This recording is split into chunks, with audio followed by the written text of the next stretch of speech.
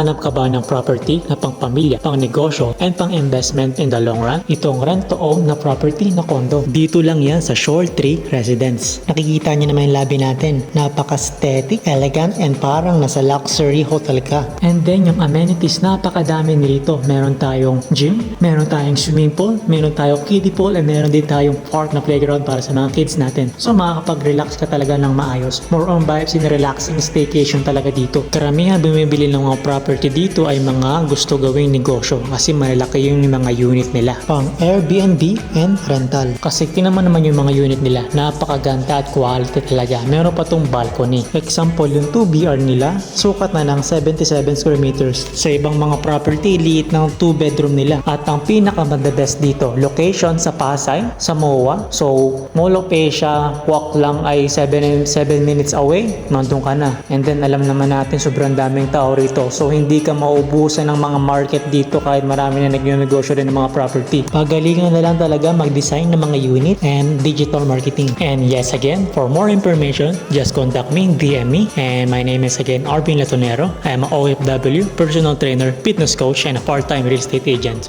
So, yun lang guys. Thank you.